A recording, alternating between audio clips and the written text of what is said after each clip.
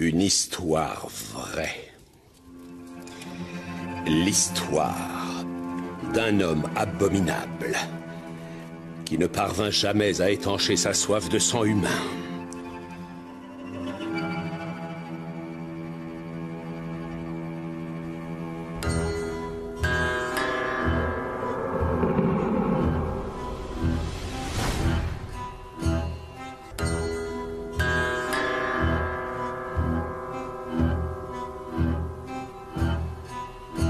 La mythologie autour des loups, l'idée que le loup soit une créature que l'on doit respecter et craindre, apparaît déjà dans la Bible.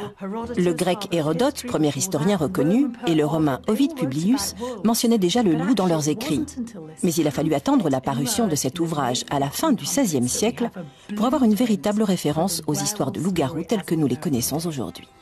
Cet être abject, à l'âme d'un tyran et à la cruauté sans égale, ne vivait que pour assouvir ses pulsions. Son esprit malin avait emprise sur les hommes, les femmes et les enfants du village de Bedburg.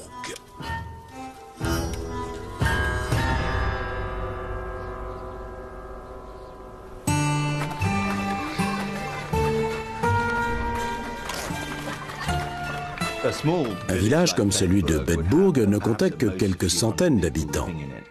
Les gens à cette époque menaient une existence tout à fait précaire. Leur vie était rude, rythmée par la nature, étroitement liée à la forêt. La plupart survivaient plus qu'autre chose. Les uns coupant du bois, les autres gardant les moutons. C'était plutôt une époque sans foi ni loi, dans le sens où il n'existait pas de force de l'ordre, pas d'État unitaire. Un endroit comme Bedburg connaissait une paix et une sécurité toutes relatives.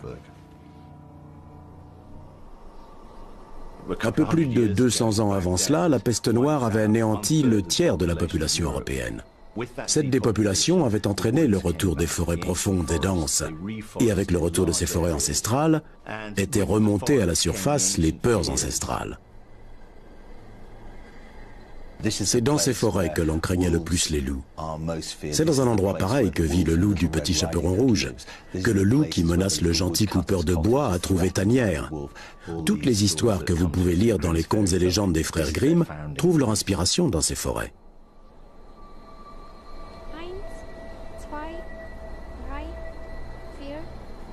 1, 2, 3, 4, 5, 6, 7, 8. 17, 18, 19.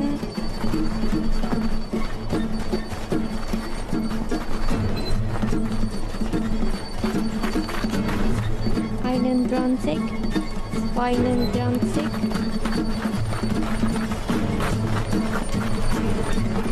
30.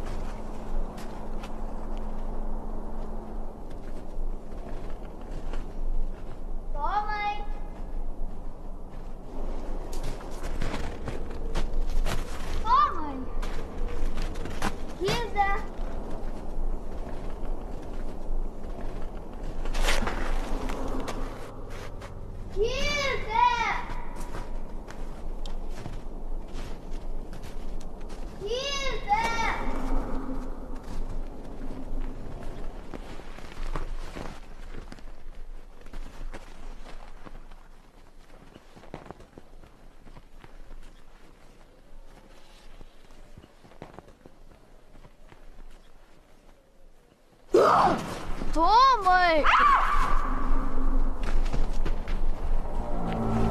Tommy!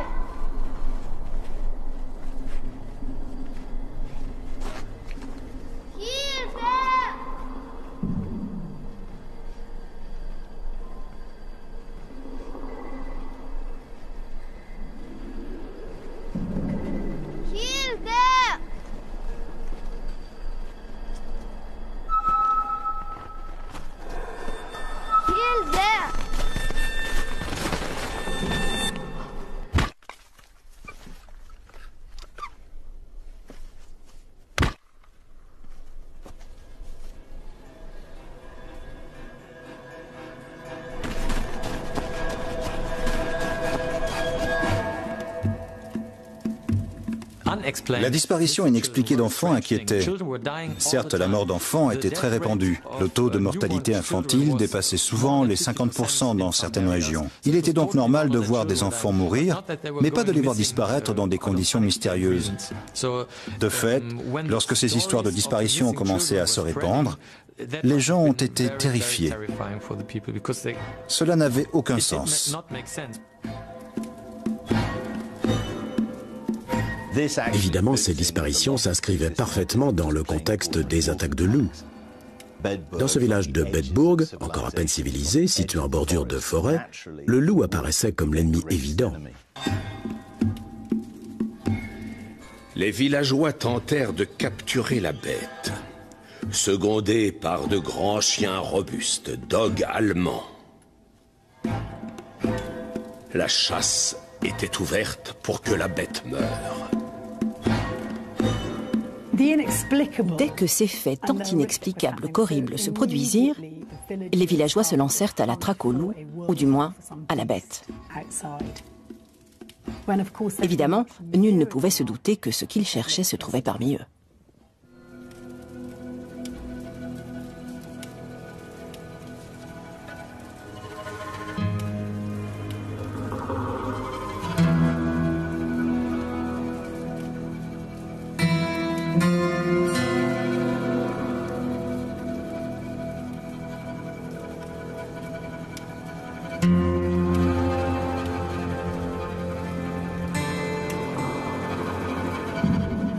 Les villageois ne retrouvèrent que les bras et les jambes des enfants dépecés. S'ajouta à leur grande douleur un terrible sentiment d'horreur. Non seulement ces enfants avaient été tués, mais également démembrés. C'était insupportable. Qui pouvait tuer des enfants de la sorte, de pauvres enfants innocents? C'était incompréhensible. Vous savez, depuis toujours, si les gens ne comprennent pas quelque chose, l'être humain a besoin de comprendre les choses. Il pense qu'il est suffisamment doué de raison pour comprendre tout ce qui l'entoure. Alors, lorsqu'il lui arrive de ne pas comprendre, il se dit que c'est sans doute surnaturel. Même le plus diabolique de tous les sorciers, le plus abominable qui n'ait jamais vécu, ne pouvait être comparé à celui qui avait commis pareille horreur. Une telle cruauté, une telle sauvagerie, faisait de cette chose le fils abject et ignoble du démon. In nomine Patris et Filii et Spiritus Sancti. Amen. Pater noster. Au cours de ce XVIe siècle, nous assistons à la naissance d'une nouvelle vague religieuse. Un bouleversement de grande ampleur qui met l'accent sur les miracles, sur le caractère contre nature. L'idée que Satan lui-même pourrait enfreindre les lois de la nature pour punir l'homme de ses péchés. Adveniet regnum tuum, fiat voluntas tua, sicut in cielo. 200 ans plus tôt, il était considéré comme hérétique de croire en ces histoires de sorciers. Mais désormais, l'Église faisait monter la pression, brûlait les sorcières. Les gens étaient prêts à recevoir des explications d'ordre surnaturel. Et en l'absence d'explications rationnelles, la population sombrait facilement dans l'irrationnel.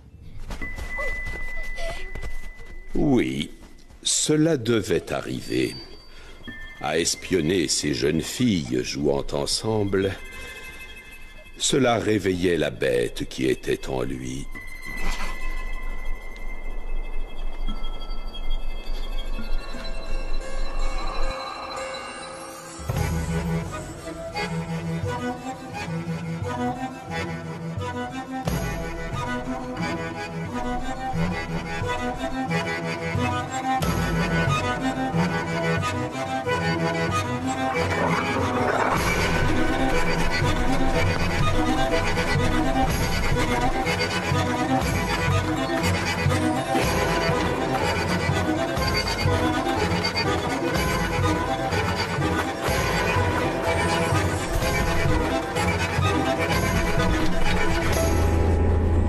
Et tandis que les autres fuyaient à grandes enjambées, il s'assurait d'en attraper au moins une.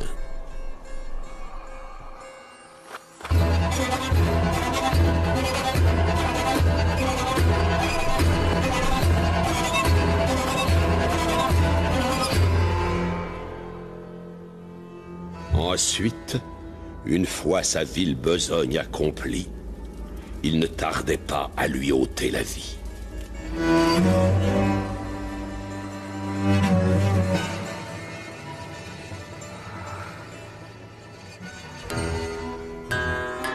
Très tôt a germé l'idée qu'il pouvait s'agir d'une bête.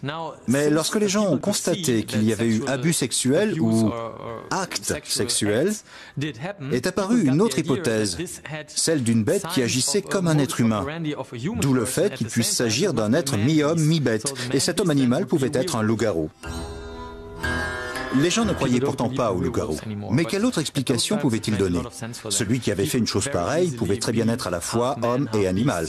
Devant les faits, cela n'avait rien d'insensé que de parler d'une telle créature. C'était une explication rationnelle.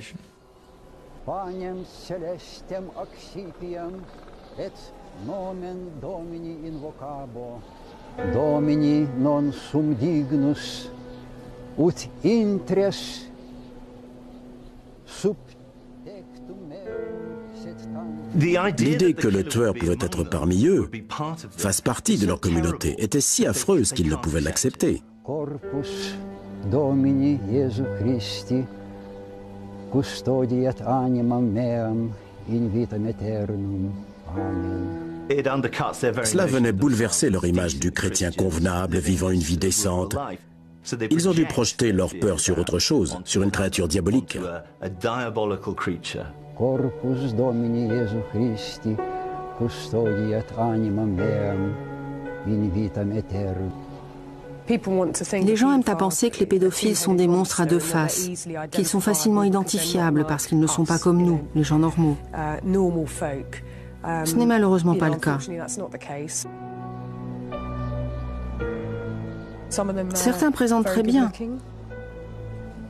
Ils peuvent être convaincants, charmants, oui, en un sens, ils peuvent être attirants. Ce sont de grands manipulateurs. Ils mentent très bien et jouent le jeu des apparences. Les gens plongent sans se méfier. Ils restent souvent insoupçonnables pendant très longtemps.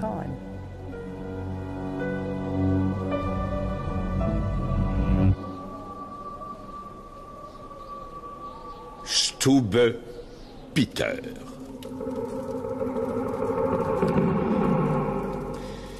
Qui a habité toute sa vie, qui est même né et a grandi dans le village de Bedburg.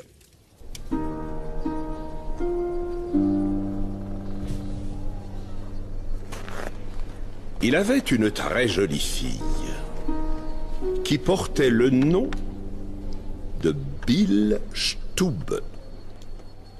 Sa beauté et sa grâce faisaient l'unanimité parmi tous ceux qui la connaissaient.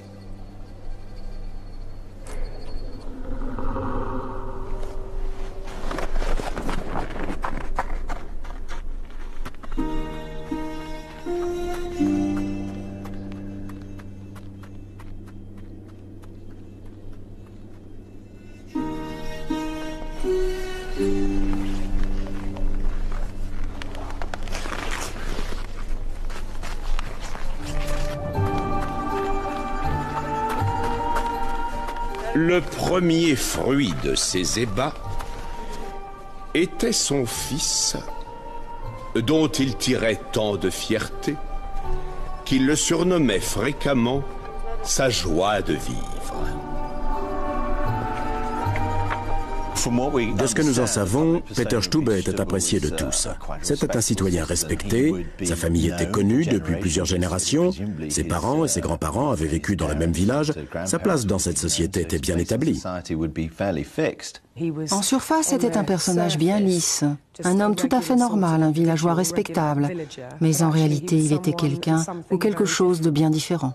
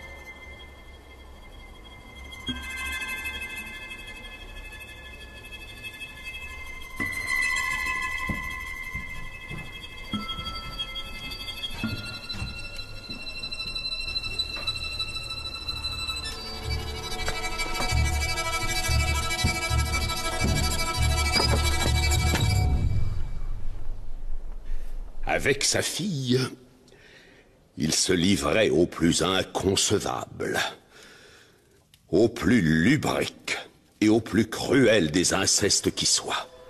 Une telle aberration, pareille abjection, ne pouvait que mener son âme dans les feux de l'enfer.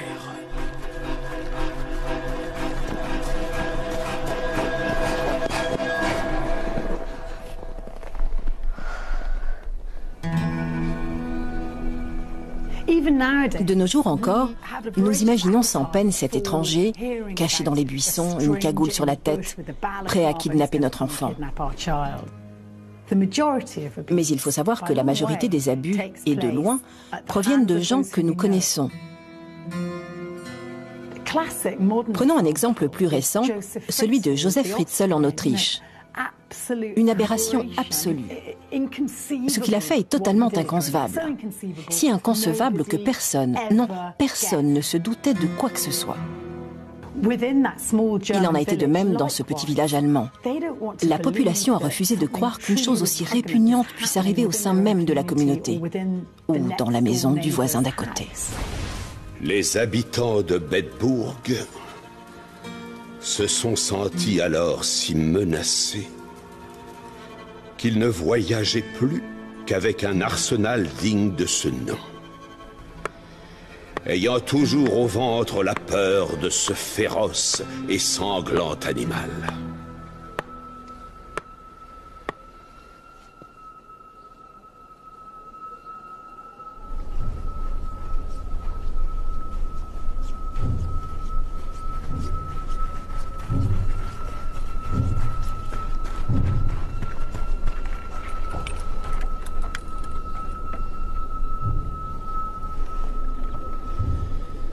Si l'un des hommes ou l'une des femmes de ce village perdait soudain de vue son enfant, il perdait aussitôt l'espoir de le revoir un jour en vie.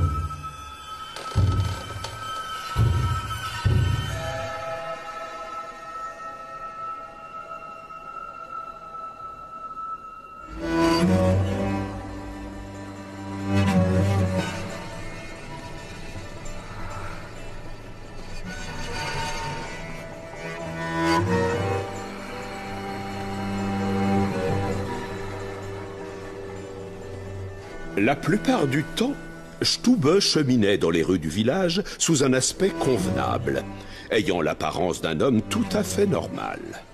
Et très courtoisement, il venait saluer les parents des enfants qu'il avait massacrés peu de temps auparavant.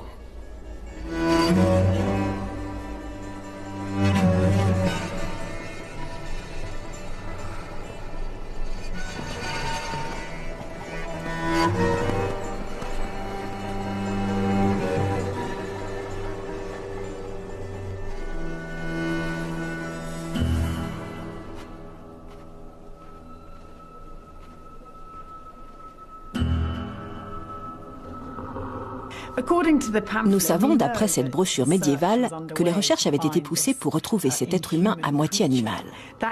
Mais ça ne veut pas dire pour autant que certains villageois n'avaient pas quelques soupçons à l'égard d'un des leurs, dans leur village même. Les tueurs en série se font souvent piéger parce qu'on les a vus au mauvais endroit ou au mauvais moment. C'est une réelle menace pour eux. C'est un problème et ils doivent y remédier. Et pour eux, qui sont déjà plutôt antisociaux, totalement antisocial même dans le cas de Peter Stube, puisqu'il a des relations incestueuses, qu'il connaît un dysfonctionnement familial grave, pour eux donc, il est tout à fait logique de tuer ceux qui se mettent en travers de leur route. C'est une étape logique et nécessaire. Et c'est ainsi que ce loup cruel et avide vit ces deux hommes et cette jeune femme qu'il envisagea aussitôt de massacrer.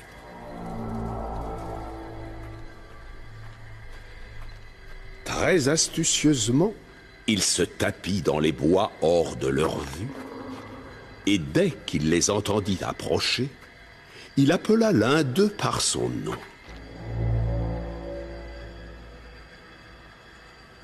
Le trio supposa qu'il s'agissait d'un de leurs proches ou amis, Et celui qui l'avait appelé par son nom s'éloigna des deux autres pour s'en aller voir qui l'avait ainsi apostrophé.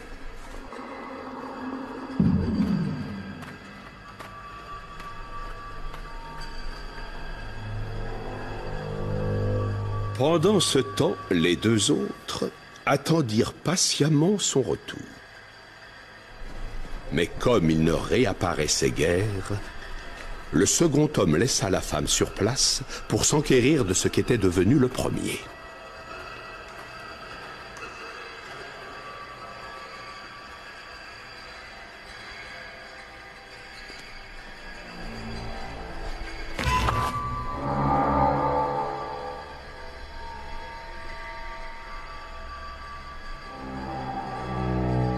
La femme, ne voyant revenir aucun des deux, commença à se demander si le diable ne s'en était pas mêlé. Et réunissant toute l'énergie nécessaire, elle se mit en tête de courir pour son salut.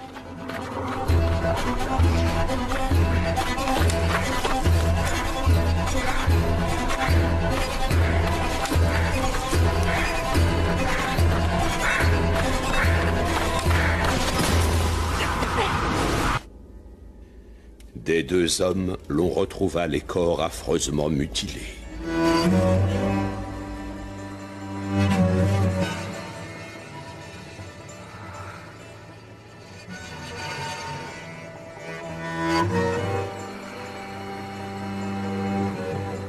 Mais le corps de la femme, lui, ne fut jamais retrouvé.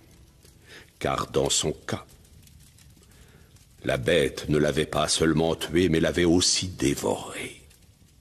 De sa chair, il avait fait un véritable festin, la trouvant tendre et tout à son goût.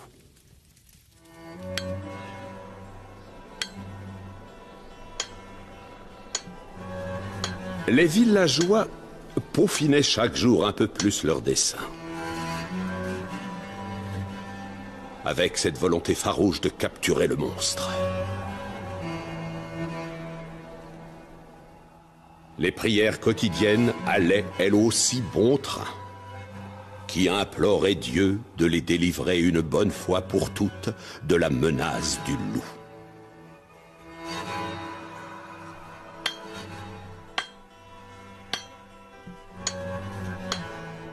Et bien qu'ils aient mis en œuvre tous les moyens dont ils disposaient pour traquer et capturer la bête, nul ne pouvait dire quand prendrait fin cette maudite traque.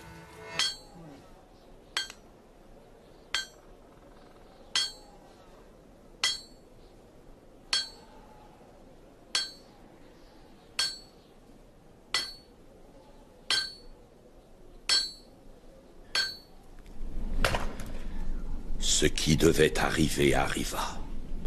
Le destin joua un mauvais tour à celui que le sort avait déjà condamné.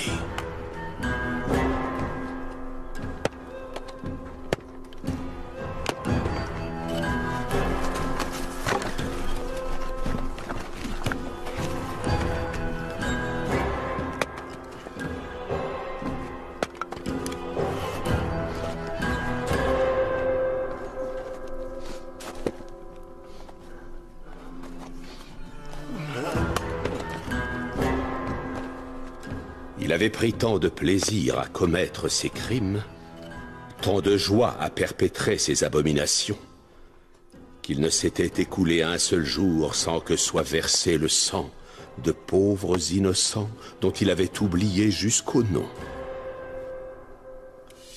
Il entraîna son fils bien-aimé dans les champs, puis de là, dans la forêt. Là, Peter Stube prétexta quelques besoins naturels impérieux.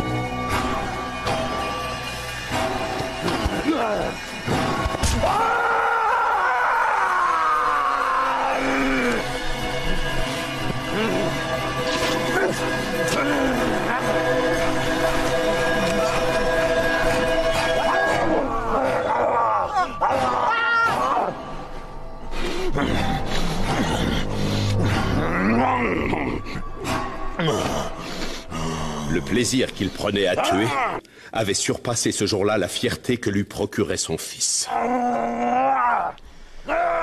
Sous l'apparence et les attitudes d'un loup, il tua sauvagement son propre fils.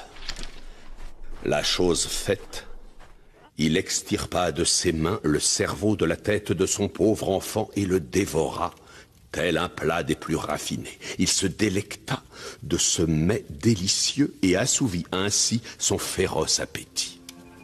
Le plus effroyable des actes jamais commis de la main d'un être humain. Jamais la nature n'avait engendré pareil dégénéré.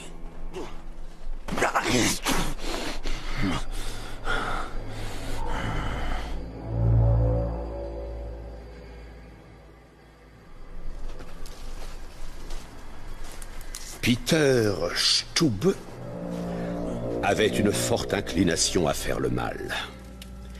Il était plutôt doué dans la pratique des arts maudits.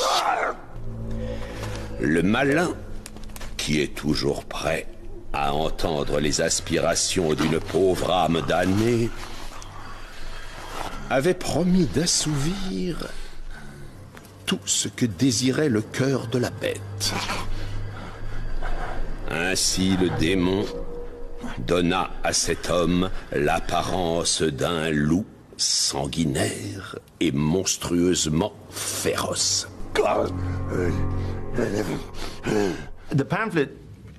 La brochure insiste sur un point extrêmement étrange, qui nous semble bien difficile à croire. C'est l'idée que cet homme aurait commis ses crimes sous l'apparence d'un loup. Il y a une nombre d'explications à cela, mais la première de ces explications est sans doute d'ordre psychologique.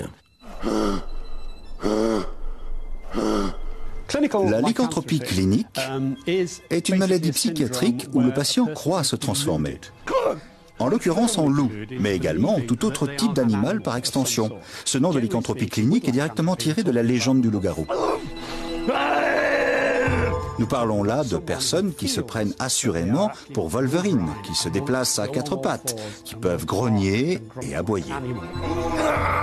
Le cas de Peter Stube est tout à fait typique. Il semblerait qu'il ait cru dur comme fer, qu'il était une bête, un loup, et il se comportait comme tel. Il s'en prenait toujours au plus faible. Il dévorait ses victimes comme un animal. C'est déjà plus rare chez un être humain. On a vu qu'il leur suçait même le sang. C'est une façon de procéder qui, d'une certaine manière, le rapprochait encore de l'animal qu'il croyait être. Je crois que c'était un moyen pour lui de se convaincre qu'il était bien un loup.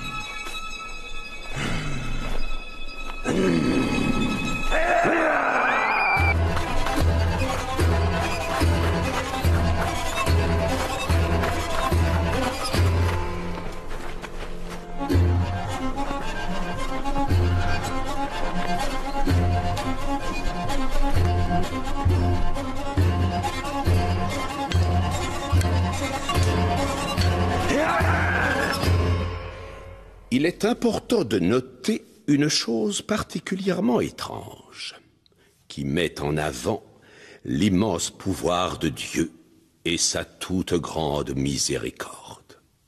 Le loup ne put transpercer le col du manteau de l'enfant,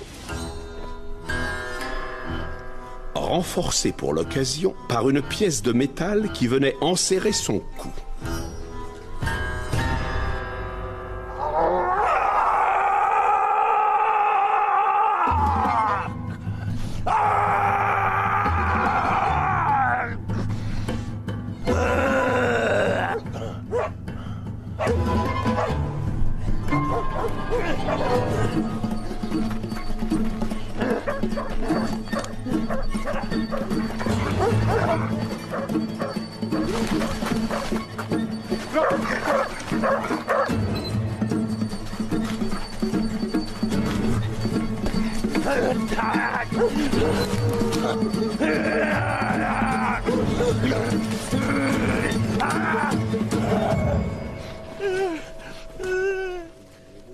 Tel Dieu qui livra Goliath aux mains de David, la bête tomba ainsi entre celles des chasseurs.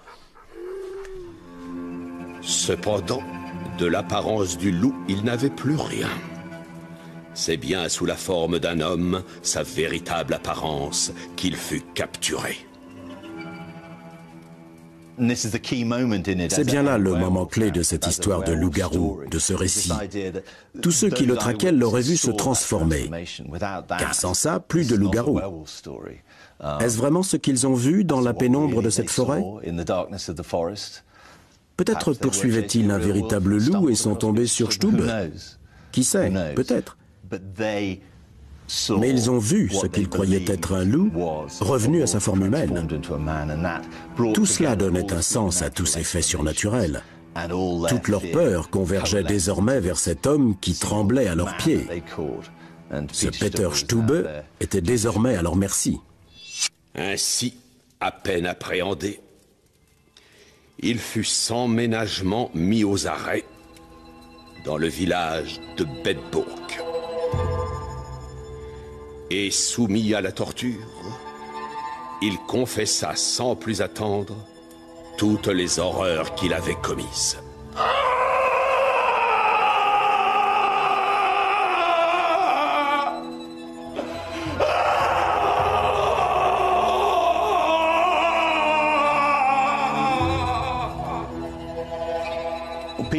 Peter Stube a confessé tous ses crimes à ce que l'on sait. Il a donné tous les détails à propos de son inceste, du meurtre de son fils, ses actes de cannibalisme, enfin tout ce que les villageois n'avaient pas pu voir. On dit que sa confession a été faite de son plein gré. En cette fin de XVIe siècle, on peut en douter. En fait, à chaque interrogatoire, les instruments de torture devaient être mis en évidence. L'une des tortures les plus répandues était de vous attacher bras et jambes et de vous écarteler. Et lorsqu'on vous préparait, entre guillemets, à cet interrogatoire, il s'agissait surtout de vous faire ressentir les possibilités de cet instrument. Vous n'étiez certes pas démembré, mais ce qu'on vous faisait subir s'apparentait pas mal à de la torture.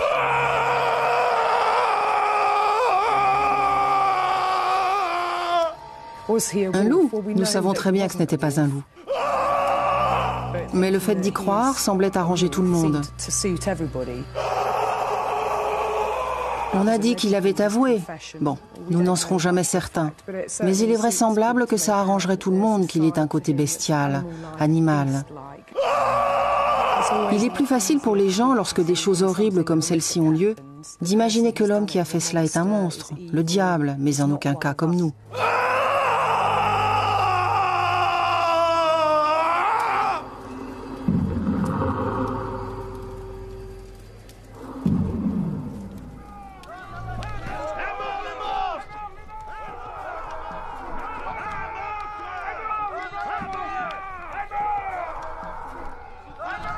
Peter Stube fut d'abord condamné à être fermement attaché sur l'une de ses roues.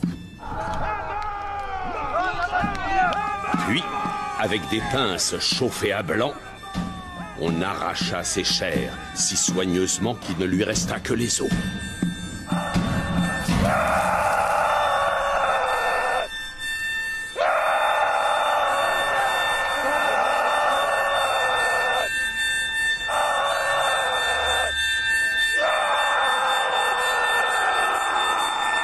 À la suite de quoi, ses jambes et ses bras furent broyés à coups de hache. Son supplice prit fin lorsqu'il fut décapité.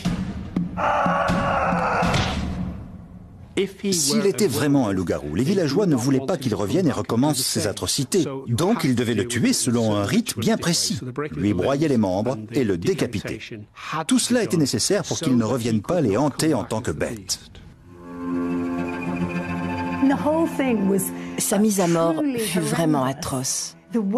La façon dont ils l'ont tué était aussi horrible que les crimes qu'il avait commis.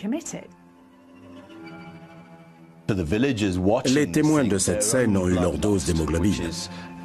C'est très bien exprimé dans cette histoire de loup-garou. Ils ont été galvanisés par cette histoire. Ils en ont eu littéralement pour leur compte de viande fraîche. En faisant ça, ils ont relégué en cet homme tous leurs péchés et s'en sont purgés. C'est la preuve que ce terrible épisode de leur vie est terminé. Les villageois n'ont plus à avoir peur de la bête qui se trouvait parmi eux, en eux. Vint ensuite le tour de sa fille. Elle fut condamnée à être brûlée et réduite en cendres. Engeance du malin finissant aux côtés de la carcasse d'une monstrueuse créature nommée Peter Stube. Toute la famille de Stube était contaminée par le démon, et toute cette famille maudite devait disparaître avec lui. Ils devaient purger leur village, leur communauté de ces démons. Laisser un seul membre en vie, c'était risquer de voir ressurgir ces atroces événements.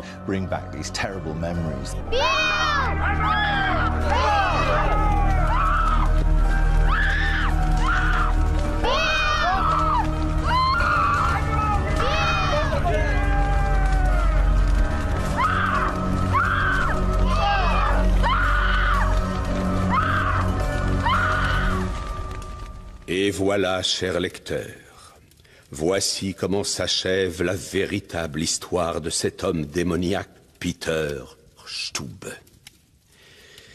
J'aimerais que ceci soit un avertissement à tous les sorciers et sorcières qui, au mépris de la vie, ne pensent qu'à suivre leur imagination diabolique, tout en causant la ruine et la destruction de leurs âmes corrompues.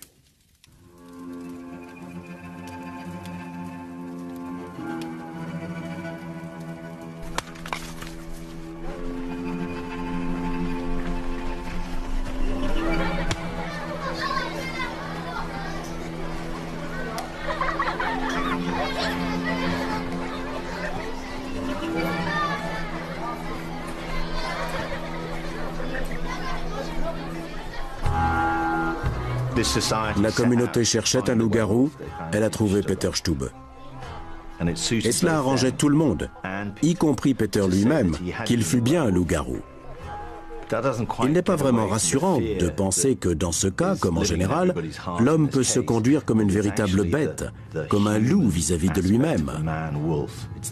C'est un homme qui a commis ces crimes. Le loup, le vrai, ne commet pas de viol, ne se livre pas au cannibalisme. Jamais il ne tuerait comme l'a fait Stube dans cette histoire. Si cela les arrangeait tant de croire en ce loup-garou, c'est parce que cela les soulageait d'une hantise, celle de se rendre compte que la plus monstrueuse des bêtes, c'est l'homme lui-même.